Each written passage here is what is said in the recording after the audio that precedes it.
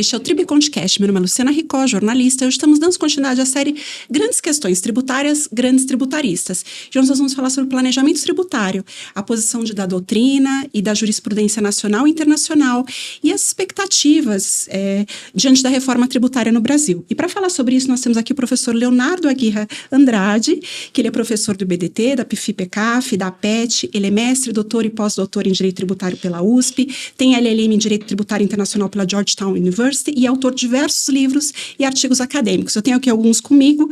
Esse é o mais recente, Princípios da Coordenação Tributária, né? Esse aqui. Nós temos também Por um Princípio da Coordenação no Direito Tributário. E tem dois também que tem bastante relação com o assunto que nós vamos tratar aqui sobre o Acordo de Planejamento Tributário. E um outro também, Planejamento Tributário. Bom, professor, muito bem-vindo, é um prazer recebê-lo. Prazer é meu, agradeço o convite ao Pérez, ao Marcelo, Luciana. É uma alegria estar com vocês aqui, conversando sobre temas tão legais, porque foram os que eu escolhi para a minha pesquisa de uma vida aí. Vou aproveitar para cumprimentar os meus colegas Pérez Andrade e Marcelo Massaro. Oi, Pérez, oi, Marcelo, tudo bem? Olá, Luciana, Marcelo. Professor Leonardo, muito obrigado, um prazer, uma honra recebê-lo. Professor Leonardo, cujo livro de planejamento tributário está bastante citado na minha dissertação de mestrado, um advogado, um professor brilhante aí, uma rising star, ainda bastante jovem, já tendo aí um pós-doutorado e uma pesquisa acadêmica tão relevante, principalmente para os debates atuais que vivenciamos. Professor Leonardo, também quero agradecer, muito obrigado por ter aceitado o nosso convite, estar aqui com a gente hoje. O professor Leonardo também já foi meu professor no mestrado do IBDT, também participou da minha banca de qualificação, que me deixou muito honrado, então estou muito feliz também de receber o senhor aqui hoje. Bom, para começar, a gente sempre começa com perguntas pessoais sobre carreira, trajetória. E você fez um LLM lá nos Estados Unidos e também tem uma experiência na universidade em Viena, na Wirtschaftsuniversität Wien. Eu queria que você comentasse um pouquinho sobre essas suas experiências e como elas te influenciaram na sua trajetória. Ótima pergunta. Então, a ideia de ir fazer o LLM, ela surge numa conversa com o meu orientador na época, o professor Gerd Hotman, que ele falou, olha, você tem que ir para fora, tem que estudar esse tema fora do Brasil. Era um tema que tinha a ver, naquele momento do doutorado, com o OCDE, né? Eu estava estudando a ação 12 lá de Declaração de Planejamento Tributário da OCDE. E o Gerd falou, não, você tem que dar um jeito de ir para fora, não quero saber, vai para fora. E minha esposa trabalhava num escritório americano, que era em Nova York. A primeira ideia era, eu vou para a NYU, porque faz sentido, a gente tá na mesma cidade e tal. E naquele momento eu falei, olha, a NYU é uma possibilidade, mas deixa eu ver o que tem a ver de linha de pesquisa aqui, porque eu queria não só fazer um LLM, mas eu queria terminar a minha pesquisa do doutorado lá. E aí que eu descubro a professora Lilian Faulhaber, lá em Georgetown, e ela era, na época lá, representante dos Estados Unidos na OCDE. Eu falei, puxa, então, né, tem mais aderência aqui com a linha de pesquisa do doutorado.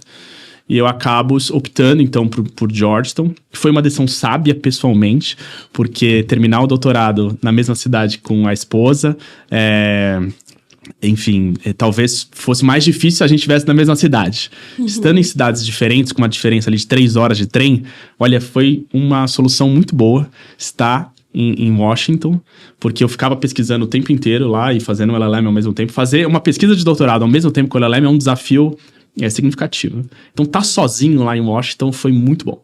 Muito bom. Fiz uma pesquisa robusta, tive o apoio, inclusive que pouca gente consegue lá fazer um registro como pesquisador da Biblioteca do Congresso Nacional nos Estados Unidos. Isso só foi possível porque eu estava em Washington. Ganhei um pesquisador que me apoiava lá e conseguia coletar textos, fazer as transcrições dos debates no Congresso sobre a primeira declaração de planejamento tributário nos Estados Unidos em 84. Então, assim, material muito rico. Tudo isso foi possível porque eu estava lá em Georgetown. Então, foi uma decisão sábia. E aí, quando eu termino a pesquisa do doutorado, entrego aqui no Brasil, volto para entregar ali por meados de abril. E ali eu tinha mais uns meses combinado com o escritório até o retorno em julho. E aí eu falei, bom, vou fazer o quê, né? Aí eu exatamente fiz esse curso em Viena, que é um curso sobre tratados. Foi muito legal ficar em Viena lá também, porque todo mundo que pesquisa tributação internacional quer lá dar uma passadinha em Viena e realmente merece essa curiosidade, que é muito legal o instituto. E depois eu fiz um curso rápido ali em Harvard sobre liderança na administração. Aí tinha a ver mais com a função de sócio no escritório do que propriamente com uma pesquisa acadêmica. Mas foi um período muito legal da vida, assim, que eu aprendi de um jeito, assim, eu recomendo para os jovens que estão escutando a gente aqui, estudantes, que façam o LLM. Eu acho que transcende a questão do aprendizado técnico.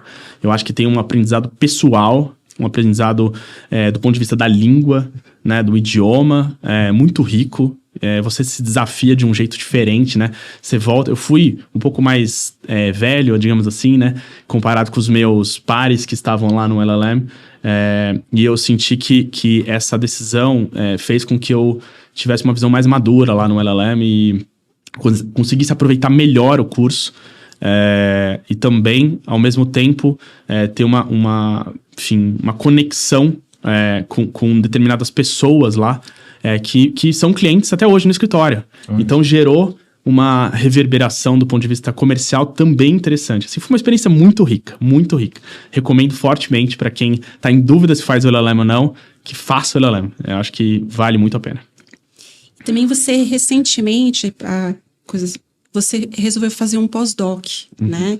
Então, você enxerga a carreira acadêmica e vem desenvolvendo a sua carreira acadêmica ao longo da sua trajetória, né? Eu queria que você comentasse um pouquinho qual que é a sua visão sobre a importância de se ter essa carreira acadêmica paralelamente a uma carreira profissional, para o desenvolvimento não só profissional, mas científico no Brasil, especialmente hoje em dia que a gente tem o surgimento da inteligência artificial sendo usada não só por advogados, mas também pelo fisco e pela própria justiça brasileira. Como é que você vê essa problemática diante desse cenário? Ótimo. Então, a carreira acadêmica surge na minha vida num determinado momento em que eu estava ali, eu comecei, né, na faculdade muito cedo já estagiar. Entro num escritório de ponta em direito tributário, que é o Ulloa Canto. Já trabalhava com pessoas fenomenais e que se dedicavam para alguma pesquisa acadêmica. Então isso acaba me influenciando, que eu via desde o começo ali do meu trabalho, uma correlação entre ser um bom advogado e ter uma formação acadêmica muito rica. Então acho que eu via como uma alimentação. Com o passar dos anos, eu fui interagindo dentro da USP com pessoas brilhantes que me influenciaram positivamente. O meu orientador, o professor Gerd, o professor Chueri, e diversos outros que eu via ali, na verdade, um caminho acadêmico de se tornar conhecedor da matéria tributária de uma maneira mais profunda. Mais atualizada, com reflexões que vinham do direito comparado, saber antes o que estava acontecendo no mundo para, eventualmente, já trazer essa reflexão para o Brasil. Eu via no caminho acadêmico uma forma de me tornar um advogado melhor. Talvez fosse essa visão inicial. E depois, com o passar do tempo, eu via, na verdade, uma satisfação pessoal muito grande, assim, sabe? Eu demorei alguns anos para me reconhecer como professor de direito tributário. E aí, mais recentemente, depois do falecimento do professor Gerd, eu tenho uma conversa com o professor Chueri, num determinado momento ali dos corredores do IBDT, e eu falei, professor, eu acho que o que eu quero ser mesmo é professor, né? A gente brinca, né, que tem, no mundo tributário, tem os advogados que dão aula, e alguns professores que advogam, né? Eu falei, professor, eu quero ser professor. Então, como que eu faço isso? Eu quero me dedicar cada vez mais para isso, porque aí já não era uma questão mais de estratégia de se tornar um bom advogado. Eu queria aquilo porque me dava prazer de pesquisar, de ensinar, de acompanhar a formação dos nossos alunos, de influenciar, por exemplo, quando você tem um orientando, que você vê que a pesquisa está amarrada e você dá uma dica ali de uma leitura que desamarra a pesquisa, que eu tenho a sensação de que no mundo acadêmico é mais fácil influenciar o debate público. Eu tenho uma certa paixão, assim, pelo debate de política pública mesmo, assim, sabe? De como que o governo pode se estruturar de uma maneira em matéria tributária, né, de uma maneira mais sistemática, mais coesa, com mais coerência, e tudo isso eu acho que eu via no caminho da academia um caminho mais fácil para chegar nesse lugar, né? Eu via o caminho do escritório algo muito mais de uma defesa legítima das empresas, dos nossos clientes, mas não acessava esse lugar de um debate público, né? Eu queria chegar nesse debate público. Então, o pós-doc vem nesse lugar, assim, sabe? Numa continuidade de um processo de que alguém que quer se tornar professor, de que quer fazer pesquisa, e eu via uma oportunidade também de ter, pela primeira vez, ser orientando ali do professor Schwerer. Então, a pesquisa do pós-doc que toca, né, no tema lá do Pilar 2, depois a gente pode falar sobre isso, mas era uma oportunidade de dialogar cada vez de maneira mais próxima com o Schwerer e com a academia de uma maneira geral, sabe? De dizer para todo mundo, falar, sou professor mesmo, tô na atuação, na lida com o professor. E, tocando no tema da inteligência artificial, eu acho que essa forma de troca de conhecimento, de participação no debate público, essa é insubstituível por qualquer coisa que diga respeito à tecnologia. A gente tem uma parte humana, né, de perceber as necessidades, seja do aluno, seja de uma sala de aula, que isso é insubstituível. É claro que eu acredito muito em processos para determinadas pessoas que têm uma capacidade de ser autodidata, que elas conseguem absorver conhecimento de uma maneira muito ampla, mas eu acho que a vivência acadêmica, da troca, acaba encurtando caminhos para os estudantes, acaba fazendo com que a tua pesquisa seja mais profunda do que aquela que você faria sozinho. E, principalmente, você recebe dicas para chegar nos temas que vão ser realmente importantes para as pessoas. E aí volta para a história do debate público, né? Eu acho que esse tipo de atuação que é mais humana, ela não vai ser substituída pela inteligência artificial. A gente tem que olhar para as ferramentas de inteligência artificial como um mecanismo que vai contribuir para isso. Mas a gente não vai ter uma substituição plena dos profissionais que atuam nesse lugar. E só reforça a minha decisão de ser professor, porque eu acho que na advocacia corre muito mais risco do que na academia em matéria de perda de espaço para inteligência artificial, sabe? Ah, legal. Interessante esse seu depoimento. Agora, entrando no tema propriamente dito do planejamento tributário, com enfoque na jurisprudência e no contexto normativo brasileiro, em comparação com o contexto internacional, tem uma linha muito tênue, né, entre o planejamento legítimo e as práticas abusivas. Como é que você enxerga essa diferenciação à luz dessas normas? Muito bem. Então, o tema do planejamento tributário, ele pode ser visto de vários ângulos, assim. Eu gosto de fazer um recorte, como está no meu livro, por fases, assim, né? A gente consegue identificar pelo menos 4 fases na evolução desse tema, na jurisprudência do CARF, principalmente. Mas essas fases, você consegue perceber que tem um pano de fundo condutor. Eu acho que a gente está sempre numa espécie de pêndulo, que esse pêndulo vai um pouquinho mais para o fisco, um pouquinho mais para o contribuinte, com o passar do tempo. Acho que essas fases reproduzem um pouco esse pêndulo, que vão no sentido de uma maior liberdade para o contribuinte fazer determinados atos para economizar tributo, ou um cenário em que a gente tem uma restrição maior por parte do governo, da jurisprudência, uma visão mais restritiva em relação à liberdade. Então, o que está em jogo aqui é o grau de liberdade que o contribuinte tem nessa seara, no sentido de buscar economizar tributo. Então, a gente precisa olhar para cada país e ver qual que é o critério desse país para definir o que pode e o que não pode ser feito em matéria de planejamento. O que é considerado abusivo ou não abusivo, o que é lícito ou ilícito. Aí são adjetivações que vão acompanhar os critérios locais. O nosso critério brasileiro é simulação. Então, a gente devia debater se um planejamento é simulado ou não simulado. Esse é o critério que está lá no CTN. O fato é que, com o caminhar dessas fases, se construiu uma ideia de que esse critério seria insuficiente, que a gente precisaria de novos critérios. Eu acho que a jurisprudência do CARF lê, na lição do professor Marco Aurélio Greco, um caminho para estender um pouco esse critério e, portanto, restringir mais a liberdade do contribuinte. Para falar, olha, para além da simulação, é possível identificar outros critérios em outros países que deveriam ser considerados como limitadores dessa liberdade. Então, aí dentro disso tem 2 caminhos. Quem fala que eu admito outros critérios estrangeiros como complemento da simulação, tem uma linha doutrinária, e tem uma outra linha doutrinária que fala, não, dentro da simulação eu consigo encontrar esses mesmos critérios, eu nem preciso de outros critérios. A simulação é como se fosse um grande gênero que abarcaria abuso de direito, abuso de forma, e fraude à lei, enfim, todos os critérios que a gente consegue encontrar no exterior.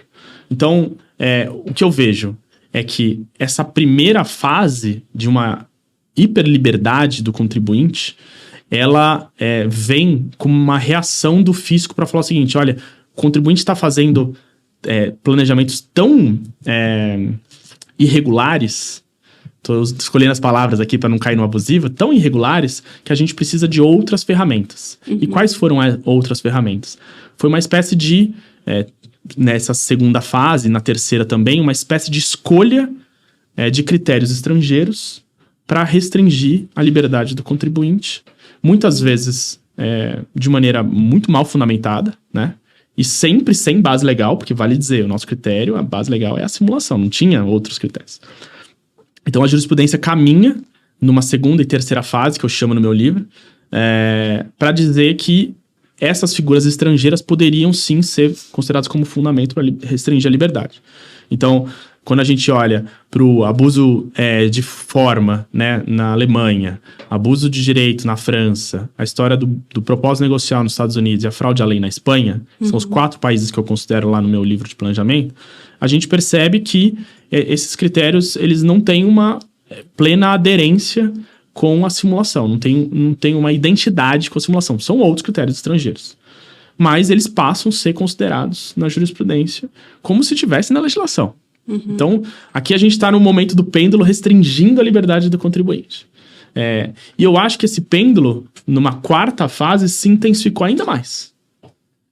A quarta fase que eu estou chamando aí do momento em que não bastava você ter um planejamento com propósito negocial, ou seja, a gente está falando de uma jurisprudência que abarcou o propósito negocial, o critério que vem dos Estados Unidos, como se fosse aceito aqui de maneira em contest, e acrescenta um elemento novo, que ele vai dizer o seguinte: não basta ter propósito negocial para que um planejamento tributário pare em pé.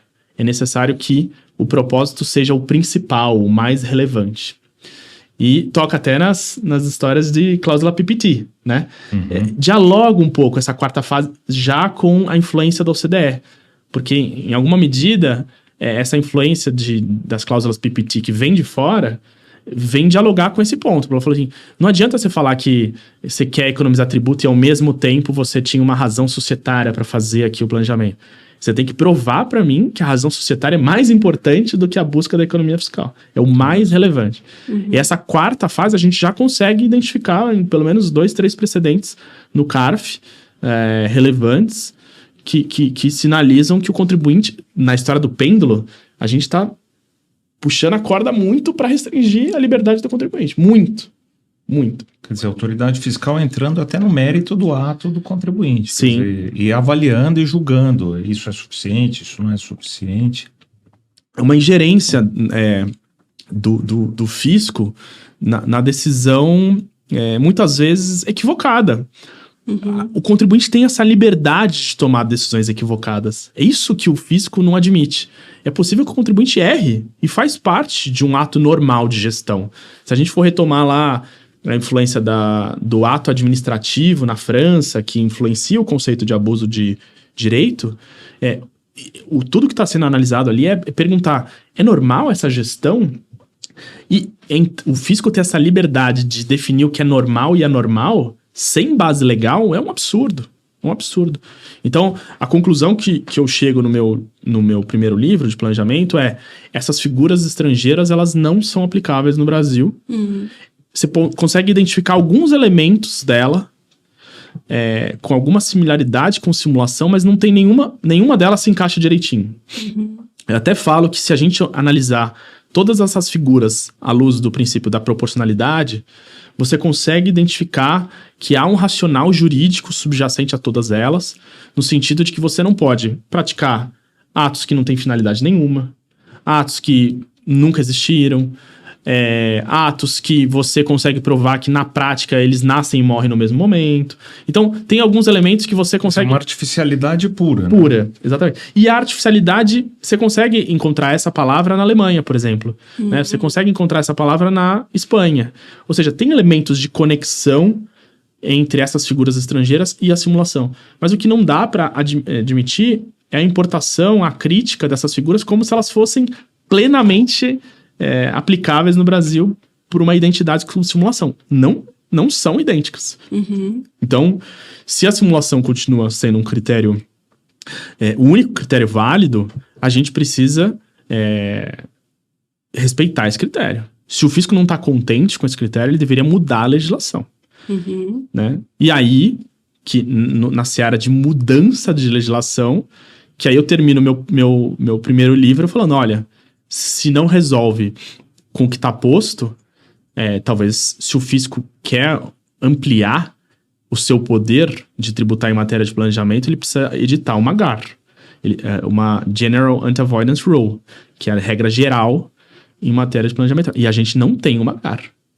Então, a conclusão do primeiro livro é um pouco nessa linha.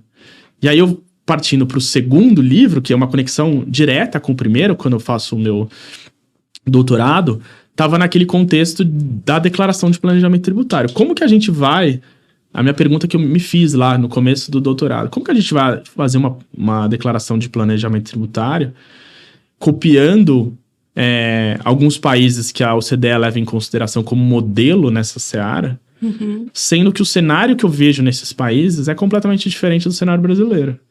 O que eu percebi? Eu falei, bom, se a OCDE leva em consideração 5 países para fazer essa declaração, eu vou ver lá o que acontece nesses países.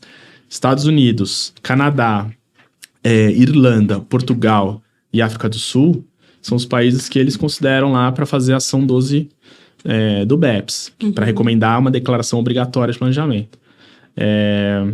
Eu vejo que nesses países eu consigo identificar que eu chamei de 5 elementos estruturais para permitir essa declaração. Eles não criminalizam o planejamento, eles têm uma GAR, têm uma liberdade do fisco relacionar os planejamentos indesejados com base em critérios de GAR, tem a proteção do sigilo, né? E tem todos esses países que eles levaram em consideração, o principal que eu levei em consideração na minha tese eles sempre tiveram alguma forma de declarar espontaneamente o planejamento. Seja para validar de maneira prévia, seja para chegar para o fisco e falar, olha, eu quero chegar aqui, abrir o jogo com você aqui. E o Brasil não tinha nenhuma dessas 5 condições. Então, a conclusão da minha tese de doutorado enquanto não forem implementadas essas condições necessárias para viabilizar esse cenário jurídico, essa declaração de planejamento não pode ser importada para o Brasil. Então, os 2 livros têm um ponto em comum. No primeiro, eu não quero que os critérios sejam importados, os critérios estrangeiros. E no segundo, eu não queria que a declaração de planejamento fosse importada antes de atingir esse cenário ideal, que não sou eu que estou falando do cenário ideal. A própria OCDE escolheu esses países. E nesses países eu encontro essas características. Então, a evolução da minha pesquisa em matéria de planejamento tributário vai até esse momento, que eu verifico que a gente por isso que eu falei que o 5º critério é o principal deles. Porque eu verifico que nesses países havia uma postura do fisco em matéria de planejamento tributário muito diferente. E aí que eu vou chamar de uma postura cooperativa. E aí a cooperação são os 2 últimos livros. Porque eu vou verificar que sem essa postura cooperativa... O que é a postura cooperativa? A própria OCDE, na ação 12, ela dizia, olha, o fisco ele tem que chegar para o contribuinte de maneira tempestiva e oferecer meios para que ele entregue a informação sobre o que ele está fazendo ali. Está fazendo um escondidinho ali, adotando determinadas posições incertas, né? Como os Estados Unidos usam a expressão, né, do uncertain tax positions. E como que eu faço que o contribuinte tenha vontade de abrir o jogo com o fisco? Sendo o fisco o leão, o ente que vai te prejudicar? Não. É uma outra postura. É uma postura de prestador de serviço. É uma postura de... abra o jogo que você vai ter uma vantagem aqui. Vou te garantir mais segurança jurídica. Você não vai ser penalizado. Então, esse ambiente de cooperação era o ambiente propício para que acordos de planejamento tributário fossem realizados. Então, os 4 livros estão amarrados em torno de um conceito. Como melhorar o ambiente jurídico brasileiro para viabilizar uma maior segurança jurídica em matéria de planejamento tributário. Não, excelente. A cooperação que você mencionou me lembrou muito lá a nossa conversa com o Gilmiro sobre boa-fé objetiva na administração. Quer dizer, tudo bem, vem, abre o jogo, você quer ter uma economia, mas às vezes a economia, olha, não seja ganancioso, vamos chegar num meio termo que a gente entende que é razoável a motivação da tua economia, isso tem uma motivação inclusive para o teu negócio, né? Porque muitas operações societárias ou negócios são realizados, o fisco, seu juiz, assim, se aquela razão é suficiente ou não, ou se supera a fiscal, ou se a fiscal não é justificável, é bem injusto, porque a gente tem motivações empresariais que o fisco não compreende. Quer dizer, você tem cisões que no dia seguinte a cindida subiu 70% e a outra foi 70% para baixo. Então, quer dizer, realmente você aplicar critérios estrangeiros sem observar o que foi, me lembra também a minha pesquisa sobre PPT, e que é de inspiração numa norma antilesiva inglesa. Só que a norma antilesiva inglesa, ela estabelece um duplo grau de razoabilidade. Ela primeiro, planejamento não é crime, isso não é ilícito, é normal que as empresas busquem, principalmente quando tem cifras grandes envolvidas. Quer dizer, ele analisa se a operação é real, se o contribuinte adotou uma postura para a economia tributária unicamente, mas para fugir do que eles chamam de armadilhas de urso, que são, vamos dizer, inconsistências geradas pela própria legislação tributária, com a contabilidade. Então é permitido você fazer um negócio para fugir de uma tributação que não seria razoável. Né? E estabelece principalmente, olha, você pode pedir para um terceiro analisar. Quer dizer, não vai ser um critério da autoridade fiscal única e exclusivamente se você, de comum acordo, nomear um terceiro independente, né, para avaliar aquela situação. Então, é importantíssima essa tua conclusão e o fecho foi perfeito. Né? Vamos trabalhar de boa fé. Não, e você sabe que a gente tem uma preocupação, eu falo agora no plural, porque o meu livro do princípio, né, por um princípio da cooperação tributária, foi escrito junto com o meu sócio no escritório, Fábio Goldschmidt, e o Fábio, brilhante como ele teve uma leitura muito boa do cenário em que a gente estava vivendo de reforma tributária, e ele me deu uma ideia, depois de a gente conversar muito sobre esse tema, ele falou, puxa, como que a gente resolve isso, né? É difícil a gente, a forceps, melhorar essa postura. Como que a gente muda a postura do Estado? Então, num Estado democrático de direito, como que a gente define uma forma de atuação do Estado? Colocando na Constituição. Então, eu falei, por que a gente não escreve um livro que sugira um princípio novo na Constituição? E por um princípio da cooperação, que é esse branquinho aqui, ele vem como uma proposta de mudança da Constituição. Vamos colocar na Constituição um princípio que defina determinadas balizas de comportamento tanto para o Estado quanto para o contribuinte. Porque é importante dizer, a gente tem uma visão de que a cooperação muitas vezes não, eu vou lá espremer o Estado, ele vai ter que se comportar desse jeito. Mas não, a gente pensou também com a cabeça de... A gente precisa definir também uma postura razoável para o contribuinte, uma forma de incentivar o contribuinte a criar determinados comportamentos, a induzir positivamente comportamento. E aí a gente escreve esse livro e numa conversa com o senador Efraim, em Brasília, a gente sugere a criação desse princípio. E o Efraim, para nossa sorte, inclui na Constituição, e hoje a gente tem na Constituição Federal o princípio da cooperação que decorre dessas conversas e da leitura do livro por parte do senador Efraim. Ele até faz uma referência aqui em algum lugar aqui sobre isso. A gente tem uma menção do próprio Efraim aqui mencionando, tem algum lugar aqui, mas mencionando que essa obra ela acabou influenciando a inclusão ali no dispositivo no 145 da Constituição, parágrafo 3º, se não me engano, que foram incluídos alguns princípios, né? E um deles é a cooperação justamente nessa linha. E aí eu e o Fábio, depois, ficamos super felizes, né? Quantas vezes acontece isso na história do Brasil, né? A doutrina criando um livro que influencia o texto constitucional. O que a gente lembrava era o texto dos limites, né? Do poder de tributar. Enfim, aconteceu em algum momento, não era a primeira vez que isso acontecia, mas a gente ficou muito feliz que o livro foi considerado pelo Congresso, e a gente também acabou, né, a gente viu que estava dando certo, a gente saiu distribuindo o livro para todos os congressistas, senadores, deputados. Foi muito legal esse processo, esse debate. A gente já estava em Brasília participando ativamente da reforma, e a gente viu isso como uma oportunidade interessante de modificar o texto da Constituição, né, com esse viés. E aí a gente pensou, puxa, e a gente recebeu depois alguns comentários, falou assim, não, Léo, poxa, só colocar uma palavra na Constituição não vai mudar nada, tal. Eu falei, não concordo com isso, mas para responder essa crítica, vou escrever mais um livro. E a gente escreve o segundo. Por um princípio da cooperação, o primeiro efeito concreto, vetor hermenêutico, era justamente essa preocupação, para falar o seguinte, olha, já tem um efeito concreto aqui, não fala que é só uma palavra na Constituição, não.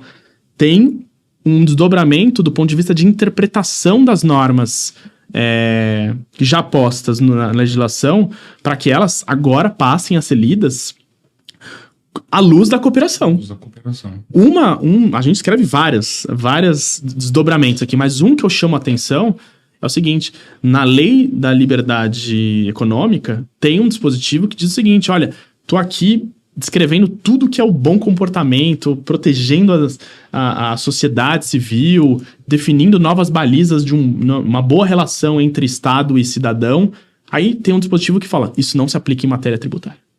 Eu falei, me parece que, pelo menos, há um ônus argumentativo, para quem não concorda com isso, para dizer... Com certeza. Exato, para dizer que agora eu tenho uma inconstitucionalidade superveniente. Com certeza. Se a cooperação, ela define essas relações, digamos assim, melhoradas entre Estado e cidadãos... Como é que você vai excluir a área tributária? Como você exclui a área tributária? Então, esse já é um primeiro efeito hermenêutico que a gente extrai desse princípio. Mas essa história é legal, né? Essa história de como evoluiu. Muito legal, Leonardo. Vocês estão tendo em primeira mão aqui, esse vídeo vai ser juntado como prova em processo judicial para reclamar a interpretação conforme o dispositivo. Exatamente. Diante do depoimento aqui prestado e também da confirmação. Interpretação autêntica. É um caso de interpretação autêntica. A gente pegou a norma, não precisa nem ler a exposição de motivos. A exposição de motivos são os dois livros. E preciso dar o crédito pro Fábio, né? O Fábio que teve o Fábio Goldschmidt, meu sócio, teve essa ideia de criar, né, esse texto,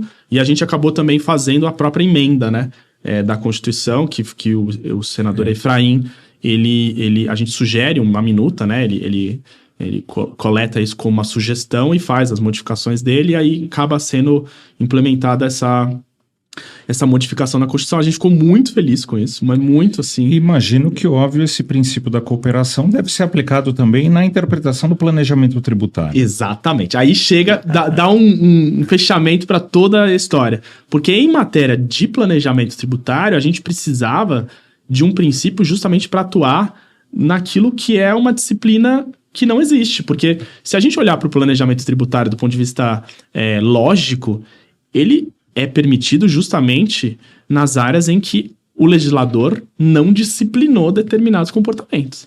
Quando há uma disciplina, seja por vedar, que aí se torna uma coisa ilícita, seja por expressamente autorizar que se torne uma opção fiscal, a gente já não está no campo do planejamento. O planejamento ele surge justamente nessa zona cinzenta, onde que há uma lacuna.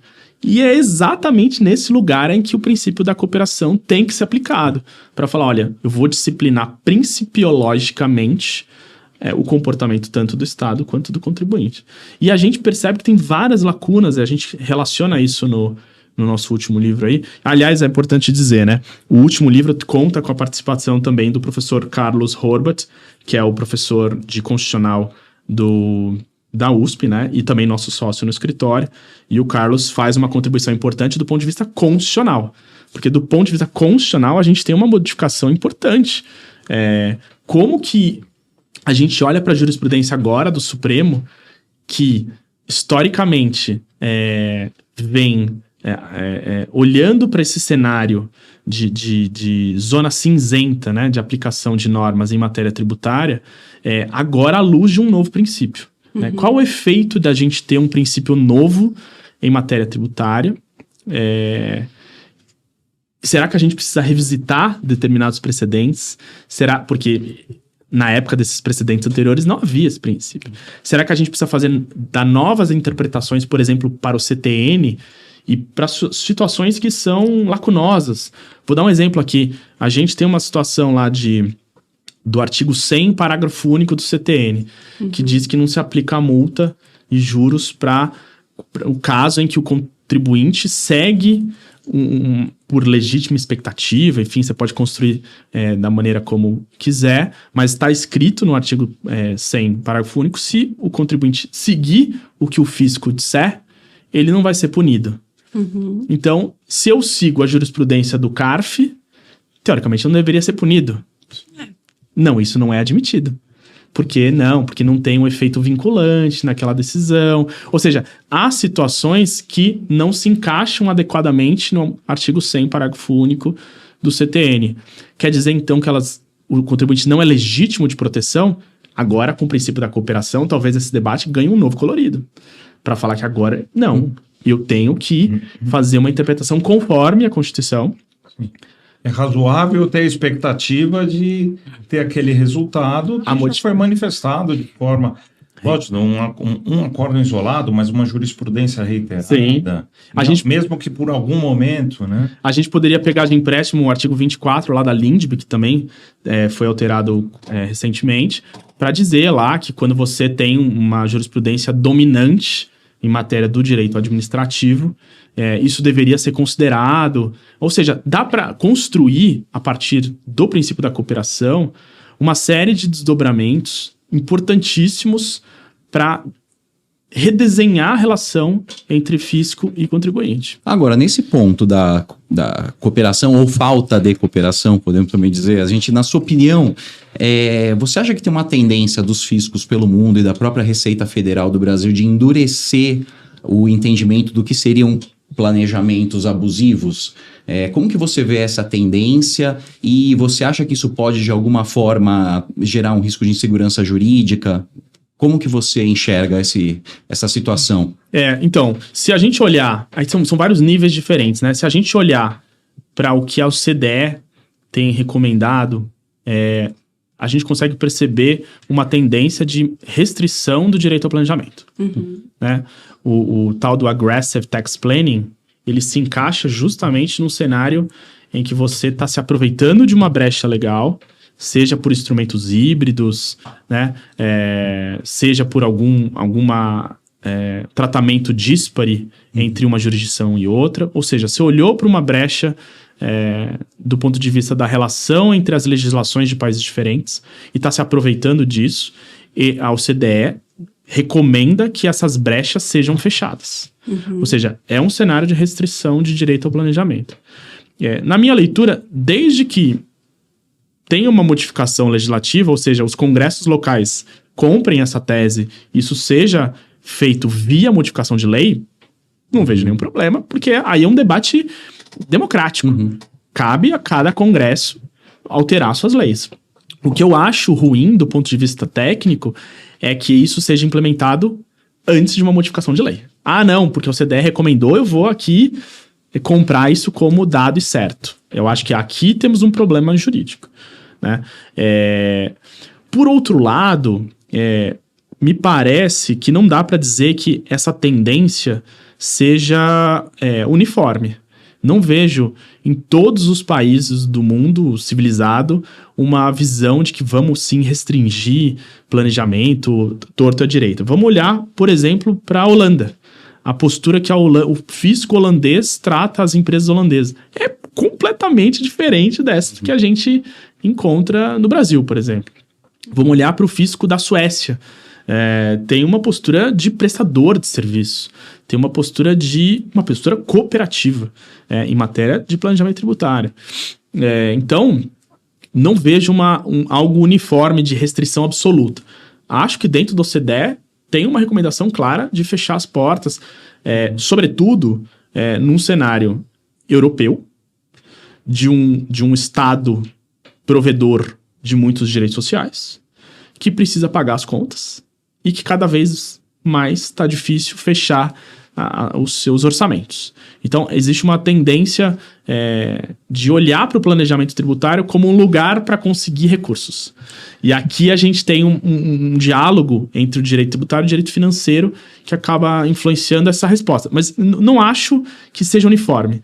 Acho que se a gente olhar... Não dá para olhar só para o OCDE. Meu ponto é esse. Você chegou num ponto importante, né? O planejamento tributário, ele é mais ou menos permitido dependendo do interesse estatal também, né? Com certeza. Você tem aí planos de expansão de empresas em determinados momentos. E aqui aí nós voltamos para o Brasil, onde se publicou aí semana passada, ou foi essa semana mesmo, que havia uma expectativa de arrecadar 50 bilhões com julgamentos do CARF e tudo mais, não passou de 300 milhões, pouco mais de 300 milhões. E aí muitos discutindo quais seriam as razões, a principal, que a discussão não acaba ali. Muitas das questões têm questões constitucionais que o CARF não pode analisar e tudo mais. Aí a cooperação só acontece lá na transação, o que me parece um erro. Mas hoje, no CARF, nós temos aí entendimentos validando planejamentos tributários que foram desconsiderados, né, por serem considerados abusivos, em situações bem específicas, né, onde se constatou a realidade da operação, a justificativa, até com laudos técnicos e tudo mais, mas tem ainda uma boa parte da jurisprudência aplicando o propósito negocial, ou se é o principal, se não é o principal, se a operação parava ou não parava de pé, sem nenhum subsídio técnico, né, para a autoridade fiscal adotar, e o contribuinte fica ali no meio do caminho, né?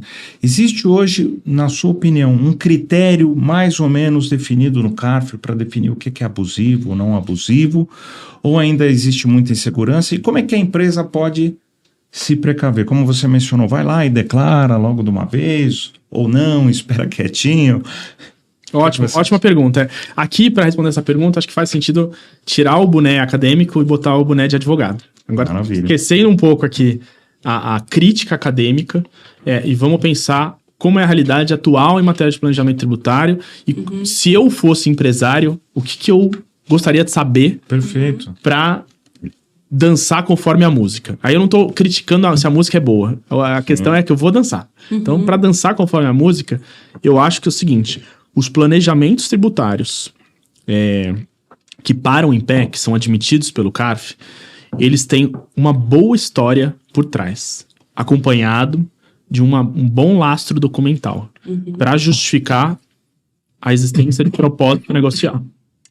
Concordemos ou não com a viabilidade do propósito, o fato é que hoje ele vem sendo considerado como parâmetro dentro de simulação. Não é como se ele não fosse algo importado, é como se fosse um indício de simulação. E, portanto, o que eu devo considerar se eu fosse empresário? Eu gosto de comparar dois precedentes. Então, a gente vê uma linha de precedentes que validaram o planejamento tributário porque o contribuinte demonstrou com muito documento que havia uma outra razão que não a tributária, ou seja, tem um conflito societário, tem uma dissolução, uma briga, tem alguma razão para que eu esteja fazendo aquele ato que não é economia tributária. Isso precisa estar muito bem documentado. Isso se percebe, por exemplo, naqueles planejamentos que envolvem a redução de capital para a venda do ativo pelo sócio pessoa física. Se a defesa do contribuinte for simplesmente, não, planejamento tributário não se aplica no Brasil, eu tenho uma liberdade plena, você vai perder. Não é esse o melhor caminho do ponto de vista estratégico. A gente pode até concordar com a tese de fundo, mas do ponto de vista estratégico, esse não é simplesmente sustentar o direito em abstrato. Eu acho que uma boa defesa nessa linha era, tudo bem, você pode até falar, olha, não concordamos com a importação, o critério é simulação pura, o critério de simulação é aquele que está no Código Civil, mas, além disso, aí você acrescenta onde você vai ganhar. E onde você vai ganhar é o seguinte: eu fiz esse ato, eu fiz essa redução de capital porque tinha lá um sócio que queria sair, tinha uma determinada atividade que justificava do ponto de vista comercial, operacional, logístico. Tem uma outra razão que não tem nada a ver com fiscal. E principalmente provar, especificamente nesse tipo de planejamento da redução de capital, que o imóvel, o ativo, o bem que foi comercializado pela pessoa física não tinha sido vendido antes. Porque o pior cenário aqui é quando o fisco consegue juntar elementos em que fica demonstrado que a pessoa jurídica já tinha negociado, já tinha tido reuniões com o comprador, já estava tudo certo, tem um pré-acordo estabelecido, aí depois de fixar o preço que ia ser vendido pela pessoa jurídica, fala, não, agora eu vou vender pela pessoa física, e a pessoa física já pega o preço que já tinha sido negociado pela pessoa jurídica. Tem casos absurdos na jurisprudência que, inclusive, tem ata de reunião de sócios na pessoa jurídica já definindo o preço. Aí o fisco simplesmente pega aquela ata e fala assim, meu amigo, já estava vendido lá atrás. Esse ato de redução e venda pelo sócio, praticamente ele não existiu. E se não existiu, eu consigo até caracterizar como simulação. Então, o bom caso de planejamento tributário hoje no CARF, fechando a resposta para a sua pergunta, é aquele que se preocupa em demonstrar que há proposta negocial, que há uma narrativa, que há uma história toda por trás, e essa narrativa ela não é a economia tributária. É uma outra razão. Então, se você tiver bons documentos para provar isso, você tem uma boa chance de ganhar os casos no CARF. E os contribuintes vêm tendo sucesso. Tem casos importantes, recentes, no CARF, de sucesso, mas que demonstraram o propósito negocial. Ainda falando sobre a importância do debate, né, sobre os limites do planejamento tributário no Brasil, e qual que é a importância para esse debate do julgamento do STF do artigo 116, parágrafo único do CTN, que falou que não tem uma norma antilesiva interna. Super importante. Como é que você enxerga isso, Fri? É super importante. Eu acho que é uma decisão na ADI 2446, que a ministra Carmen Lúcia, ela estabelece algumas balizas relevantes em matéria de planejamento, que a gente não tem a criminalização do planejamento, né? Você resta garantida ali a liberdade do contribuinte em fazer o planejamento como um lugar em que, não havendo normas disciplinando determinada conduta, você tem sim a liberdade de atuar como você bem quiser, desde que respeitado o parâmetro da simulação. Então, ele reafirma a simulação como um parâmetro divisor de águas, fala que o parágrafo único depende de disciplina, que ainda não existe, ela ressalta isso. O finalzinho ali do parágrafo único fala, essa norma precisa de disciplina. E a gente não tem essa norma. Eu já havia sustentado no meu livro uma posição relativamente parecida, para falar que a única novidade que tem no parágrafo único é a disciplina. Não tem mais nada. Por quê? Porque a dissimulação, que é o critério inovador dentro do parágrafo único, no fundo, é uma espécie do gênero simulação. Então, no fundo, a gente está tratando do mesmo critério. Na minha leitura, simulação e dissimulação, para esse contexto específico, no direito privado a gente pode ter outros debates, mas para esse contexto era uma norma de reforço. E ela vem dizer isso. Essa decisão ela vai caracterizar o planejamento que pode ser afastado, pode ser derrubado pelo físico como algo evasivo. Portanto, é uma decisão super importante. O que não pode ser dito, e eu faço essa ressalva nas minhas aulas sobre planejamento, é que alguma parte da doutrina coloca nessa decisão algo maior do que ela tem. Eu vejo com uma visão, com uma ressalva, assim, porque muitos contribuintes leram essa decisão do Supremo, falando, agora pode tudo. Agora eu vou pintar e bordar do jeito que eu quiser. Não é bem isso. O critério da simulação continua ali em debate. E tem questões importantes que essa decisão não resolve. Por exemplo, não há uma definição nessa decisão qual é a extensão do próprio conceito de simulação, né? Porque hoje o debate no CARF ele é muito mais evoluído do que está posto na decisão do Supremo para dizer que determinados atos poderiam ser categorizados como simulação por falta de propósito negocial. Por exemplo, não há nessa decisão do Supremo um debate sobre propósito negocial. Uma pergunta que eu faria para essa decisão e eu não encontrei uma resposta nela. A ausência de propósito negocial caracteriza a simulação para fins do 149 do CTN? Esse debate eu queria ter visto nessa decisão. E você não encontra respostas nessa decisão. Então é uma decisão importante, define parâmetros, mas ela não responde tudo. E mais que isso, eu acho que ela não dialoga com o principal critério que vem balizando a jurisprudência do CARF. Então, eu tenho abrindo o coração aqui um pouco com vocês, eu fico com a sensação de frustração com essa decisão, sinceramente. Muita gente comemorou, puxa, é uma decisão maravilhosa e tal, mas com o chapéu de contribuinte, de advogado. Eu não vejo tanta coisa nessa decisão, senão o reconhecimento de que é uma norma de reforço e de que falta a disciplina legal. Então, é uma decisão... enfim, podia ter mais. Na minha opinião, você tem razão, ela acaba não analisando as grandes questões que foram analisadas lá no clássico livro do Marco Aurélio Greco, que é, havendo uma capacidade contributiva, seria ou não seria fraude à lei se fugir daquela obrigação tributária, né? A terceira fase lá do Marco Aurélio. E a gente passa a analisar isso agora quando fala de tributação mínima global, tributação dos ricos, provavelmente vamos enfrentar essa análise. Esse debate. Na jurisprudência internacional, a gente tem alguns casos que são clássicos, né? Que é de Birchwebs, Halifax. Queria que você explicasse um pouquinho como que esses casos moldaram o entendimento sobre planejamento tributário, práticas abusivas, e se esses entendimentos ainda continuam influenciando os tribunais internacionais ou se houve alguma modificação? Então, esses precedentes, os que você mencionou, são importantes para definir o abuso, né? Então, ali tem uma diferença, porque lá nos países em que eram pertinentes para esses precedentes, esses países têm a GAR, né, a norma geral anti-abuso.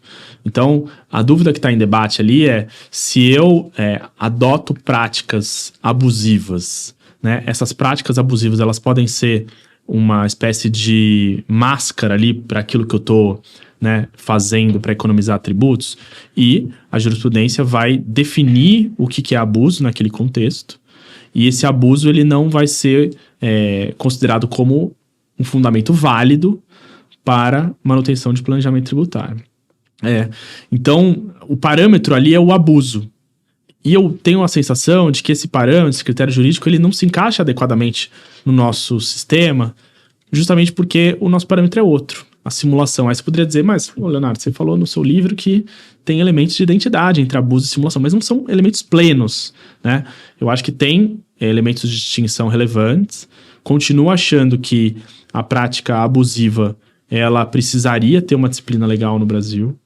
Então, ele não se encaixa adequadamente no nosso contexto. Mas, no contexto internacional, eles são super importantes, né? Acho que eles são os precedentes clássicos da literatura em matéria de planejamento internacional para não admitir estruturações abusivas, né? E isso acaba impactando o debate atual sobre qual é a extensão da liberdade do contribuinte para fazer planejamento tributário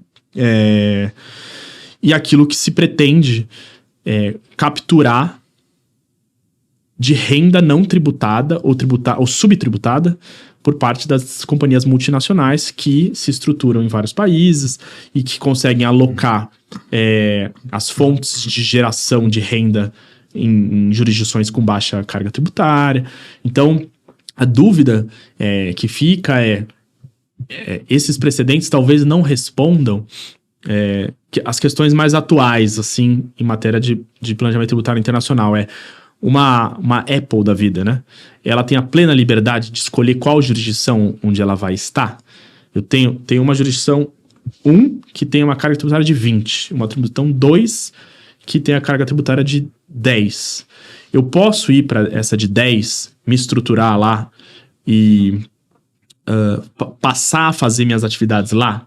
Eu tenho a plena liberdade de fazer isso? Aí esses precedentes vão dialogar para dizer o seguinte: não, você pode, mas você precisa ter uma estrutura mínima que comprove a tal da substância, né?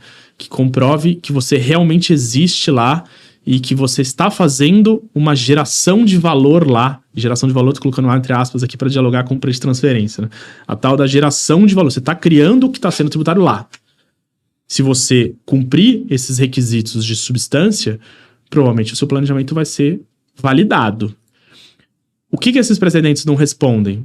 O caso a caso da bola dividida. Então, o que significa ter substância?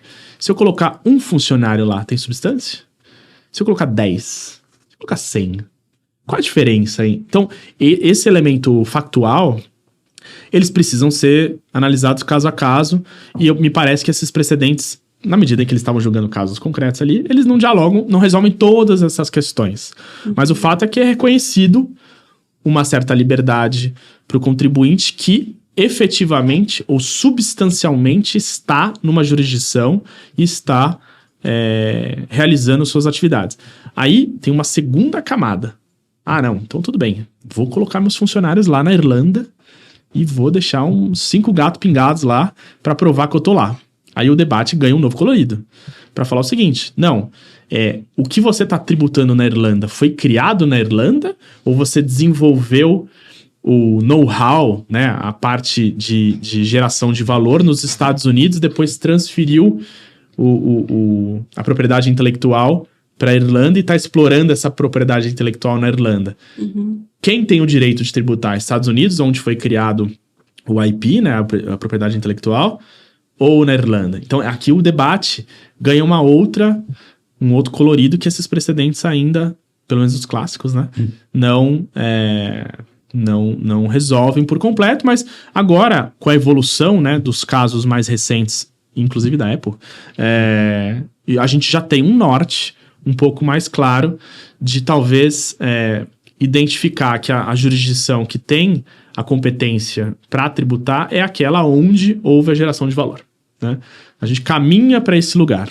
O value creation lá é o parâmetro talvez mais atual da definição de uma conexão entre a renda e a jurisdição que tem o poder de tributar. Uhum. Então, essa história que a gente vai ter um certo redesenho, porque as regras de Pillar 1 e Pillar 2, agora entrando nesse sistema caloroso, elas vão repensar isso. Porque se a gente tiver num país que teve a geração de valor e decidiu tributar a menor, a OCDE vem recomendar que, não, se está sendo tributado aqui, você tem até a opção de tributar aí, a 15, mas se não está sendo tributado suficientemente, outra jurisdição onde não houve a criação de valor poderá tributar desde que tenha uma unidade dessa multinacional aqui. Então, a gente está vivenciando, sobretudo, se o Pillar 1 fosse para frente, né, a gente vivenciaria um cenário em que as multinacionais seriam tributadas como uma coisa só, independentemente de onde elas estão. Você é um contribuinte como um todo. E aqui você tem um redesenho dessa história de que a tributação deveria se dar no local da criação de valor. Acho, pelo cenário atual, que Pillar 1 tem pouca chance de vingar, sobretudo no cenário atual do Congresso americano, ainda mais com Trump agora, né? Uhum. Que os republicanos tem uma visão bastante restritiva em relação ao avanço do Pillar One, justamente porque grande parte das companhias que seriam tributadas, as Big Techs, são americanas. O Pillar One ganhou uma capilaridade maior, vem sendo... ganhando reverberação nos outros países, mas o Pillar One, ele respeita em alguma medida a individualidade de cada uma das unidades que compõem a multinacional, né? Você não tem uma plena desconfiguração da jurisdição, né? Então você olha para o elemento de conexão tem sentido, né? Tem sentido, continua valendo, tanto é que você dá a opção, pelo que o DMTT, né, da jurisdição local onde está sendo gerado aquela renda tributada. Se você não quiser, aí talvez seja tributado em outro lugar, seja pelo Income Inclusion Rule na controladora, e se não houver Income Inclusion Rule, pelo UTPR, em qualquer uma das unidades dessa multinacional que esteja em um país que tenha UTPR. Então, só para fechar esse raciocínio da tua pergunta, acho que esses precedentes, eles indicam parâmetros importantes de abuso, mas o debate, você pode ver que ele evoluiu tanto, que eles ficaram para trás. A gente precisa de um novo debate. Eu acho que vão surgir discussões importantes. Coloquei algumas delas na minha pesquisa de pós-doutorado, que é sobre os problemas constitucionais da implementação do Pilar 2 no Brasil. E eu já coloco alguns fundamentos ali com base na igualdade e tal. Mas esse exame precisa ser feito de país a país, conforme a jurisdição que está implementando. Você falou de igualdade, o Trump já andou anunciando que se as multinacionais americanas forem tratadas discriminatoriamente, ele vai impor as sanções dele. Para nossa sorte, essa sugestão do Trump, que o Trump precisa ter visto com cautela, né? Porque uma coisa é o anúncio, outra coisa é a norma que vem desse anúncio. Eu acho que esse gap entre uma coisa e outra, é bom ter cautela e esperar um pouco, porque muito é anunciado, e aí quando você vai ver dias depois, o próprio Trump está sendo desmentido pela Casa Branca, uma coisa curiosa. Mas eu acho que, especificamente em relação a Pillar 2, né, porque saíram algumas notícias falando que o Trump ia tomar medidas retaliatórias, quem adotasse o Pilar 2 que tivesse algum impacto para as companhias americanas e tudo mais. Me parece que, como a gente seguiu pelo caminho de uma tributação doméstica, de lucros gerados no Brasil, só pelo que o DMTT, por enquanto a gente não está correndo esse risco. Essa é a minha leitura, né? Porque a gente não está tributando aqui o lucro de uma companhia americana como um todo, como poderia acontecer no UTPR. A gente está tributando só o lucro do Brasil. Então, o Trump não tem ingerência nenhuma sobre o que vai ser tributado no Brasil enquanto renda gerada no Brasil. Poderia ter uma preocupação de, olha, tem lá uma multinacional sendo tributada a uma alíquota efetiva de 10%. E esse ganho foi gerado nos Estados Unidos. Aí o Brasil, via UTPR, tributaria aqui a diferença de 5 para 10. De 15 para 10, 5%. Se assim fosse, aí o Trump teria uma razão. Falou, não vem me tributar aquilo que eu gerei. Essa diferença está sendo gerada por benefício fiscal dado nos Estados Unidos. Se esse fosse o caso, a gente teria uma preocupação. Mas hoje não tem. A gente só adotou o tributo doméstico, que o DMTT ele se restringe a rendas geradas no Brasil. Então, não vejo preocupação alguma nesse momento em relação a essa fala do Trump em relação ao Pilar 2.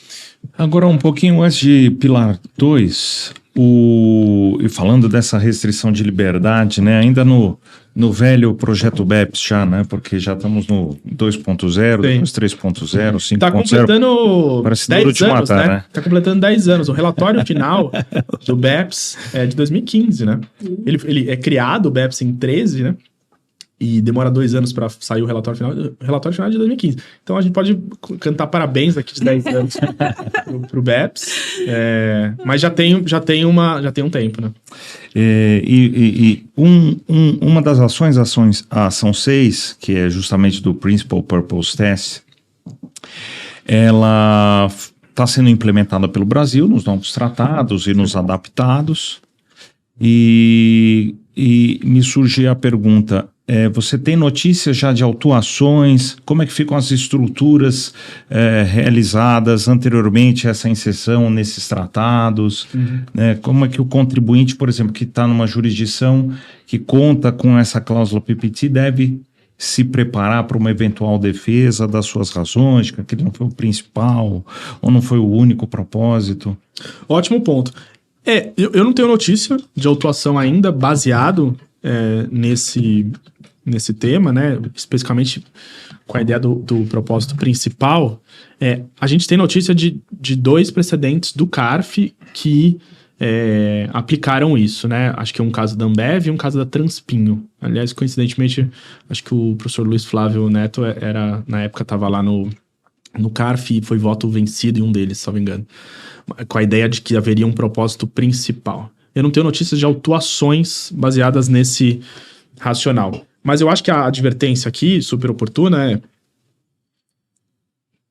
o critério que a gente vem aplicando hoje no CARF de encontrar uma narrativa baseada em alguma razão extrafiscal é exatamente essa das cláusulas PPT. Acho que o alerta é que as empresas têm uma preocupação de fazer o tal dos bookings da operação, juntando o máximo de documentos possível para demonstrar por que foi feito, as atas de reunião, quais são as razões que justificavam isso, para justamente, enfim, lá na frente, se for necessário, ter provas suficientes para falar que aquilo não foi feito simplesmente para buscar economia tributária. Uhum. O problema disso, eu já conversei com vários clientes que fazem o tal do booking, é que às vezes você está registrando que o objetivo era economia tributária mesmo.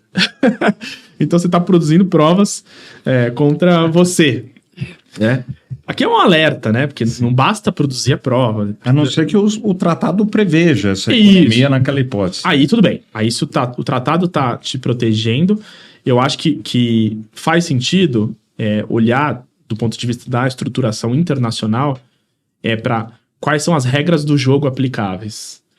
Porque você já sabe quais jurisdições a tua multinacional tá. Então, um estudo sobre cada um dos tratados e o que pode ser desconsiderado ou não à luz desses tratados, porque a gente já tem uma série de tratados que não tem ainda as cláusulas PPT. Então, faz sentido olhar para esses tratados como um lugar que tem um tratamento mais permissivo. Para os tratados mais recentes, as jurisdições que a gente tem tratados celebrados mais recentemente, a preocupação é muito maior.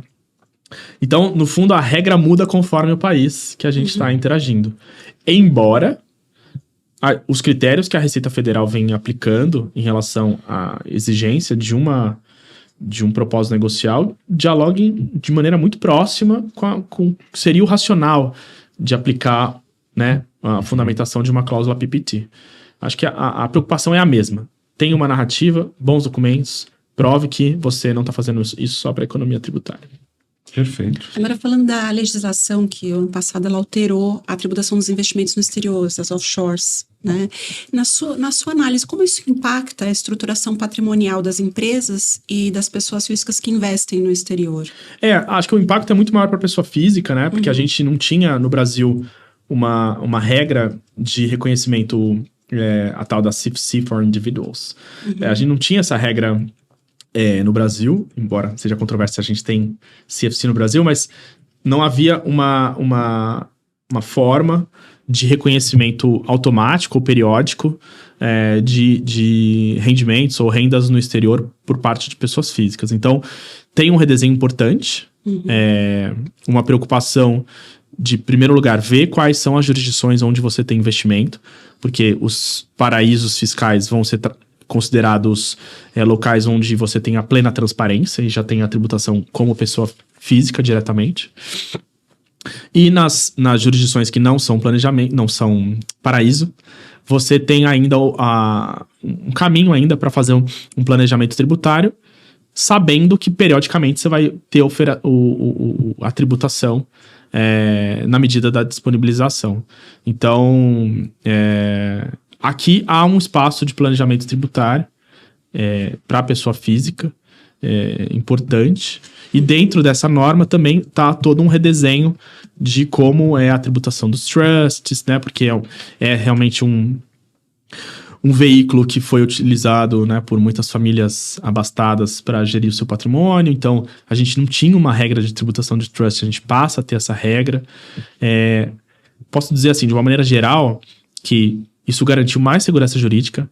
A norma é muito bem feita. Muito bem feita. O governo precisa ser elogiado nesse ponto. Eu há anos, não vi uma norma tão bem desenhada do ponto de vista de detalhamento, de cuidado, de dar a opção. Havia, né, no comecinho ali da vigência da norma, uma opção para o contribuinte pagar com uma alíquota menor, para evitar realmente o conflito. Foi uma sacada, né, dos elaboradores ali da norma, criar essa opção. E foi uma norma realmente muito bem feita. Eu acho que era de se esperar, né, já era uma norma bastante anunciada. Eu acho que ela vem numa tendência. Essa norma ela não pode ser vista isoladamente. É uma tendência do que o governo tem chamado de tributação dos super ricos, né? Tributação das offshores, tributação dos fundos exclusivos e agora, o que tende a vir aí ao longo dessa reforma de tributação da renda, a tributação dos rendimentos superiores aí a 50 mil por mês, né? Aí vai ter uma escadinha, pelo que eu entendi, 600 mil até 1 milhão. Então, uma tendência de tributação de indivíduos, né? De pessoas físicas. E eu acho que a gente ainda vai ter um bom desdobramento ao longo desse ano aqui para as pessoas se preocuparem. Antes mesmo, eu estava vindo para o nosso encontro aqui, eu estava tendo uma reunião com clientes que estavam preocupados com a tributação de dividendos, né? Se vale a pena estruturar uma offshore ainda, se vale a pena esperar a norma de tributação de dividendos para, enfim, replanejar o que vem sendo feito na gestão das famílias. Então, a gente está num momento quente em matéria de tributação de pessoa física, né? A gente vai passar por um ano bastante tormentoso aí e nenhum tributarista vai morrer de tédio esse ano. Que bom. Leonardo, minha última pergunta, até aproveitando o teu gancho sobre tributação de pessoa física e tributação de offshore, que a Luciana perguntou, a reforma tributária sobre o consumo já trouxe algumas alteraçõezinhas que vão influenciar aí as holdings familiares, as holdings patrimoniais. Então, a minha pergunta é bastante simples, aí com o chapéu de advogado novamente. Constituir holding, planejamento patrimonial, sucessório, ele continua sendo vantajoso, ou as pessoas devem esperar, ou o que deve ser feito aí? Como é que os contadores podem orientar os seus clientes? Esse é um tema ainda em construção, mas a gente já pode dizer algumas coisas. Por que eu digo que é um tema em construção? Porque a estruturação de pessoa jurídica para fazer a gestão de patrimônio, ela necessariamente precisa olhar para a reforma da renda, que a gente não teve ainda. Então, se, a depender do modelo que venha a ser adotado de tributação de dividendos, talvez ainda faça sentido ter a holding patrimonial.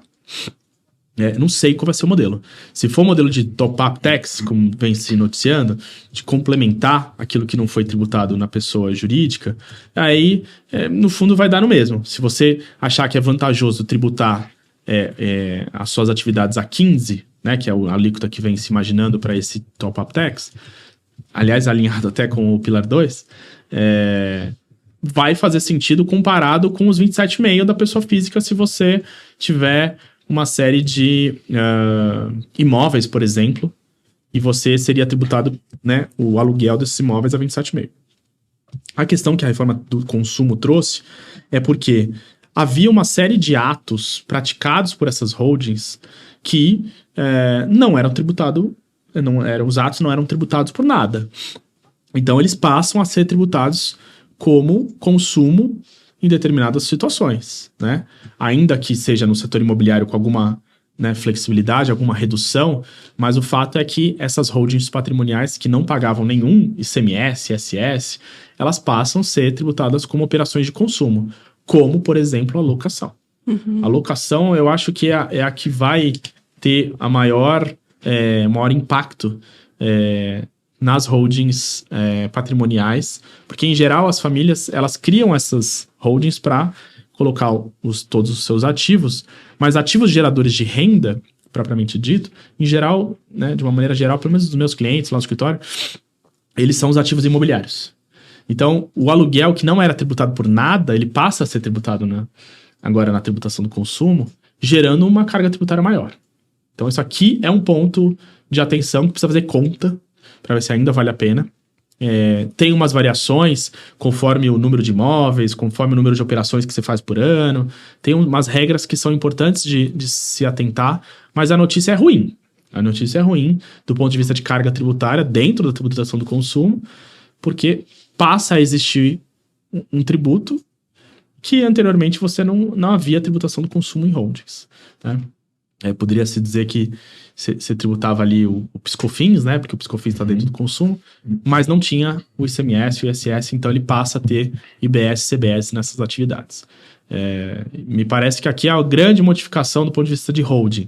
Está mais caro. A dúvida é se ainda vai valer a pena, e essa dúvida eu só consigo responder depois da reforma tributária da renda. Agora, nos encaminhando para o final do programa, tem mais algum comentário, algum ponto que nós não conversamos que você gostaria de salientar?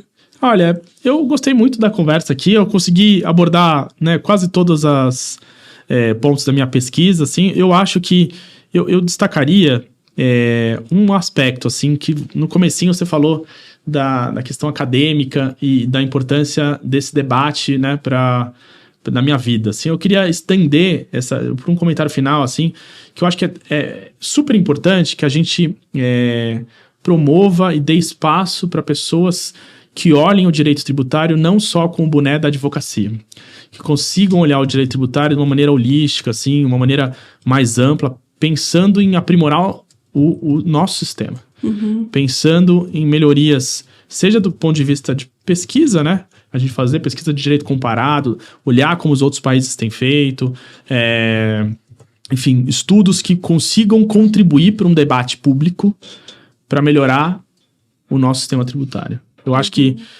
se a gente tiver entre nós, na academia, no mundo, na advocacia, pessoas que gastem energia com esse tipo de pesquisa e consigam apresentar para o governo, para os parlamentares, contribuições técnicas, a gente certamente vai colher no futuro resultados importantes como esse. Eu acho que o livro aqui é um exemplo que materializa essa minha visão de mundo, assim, minha visão que o direito tributário ele não pode se limitar a uma visão advocatícia. O meu sonho, assim, daqui a 10 anos, em 2035, eu volto aqui, pra gente olhar para trás e falar assim, pô, nos últimos 10 anos, o direito tributário melhorou muito por causa disso, disso e disso. Então, eu queria que uma dessas coisas é que a academia tivesse contribuído mais pro aprimoramento do sistema tributário.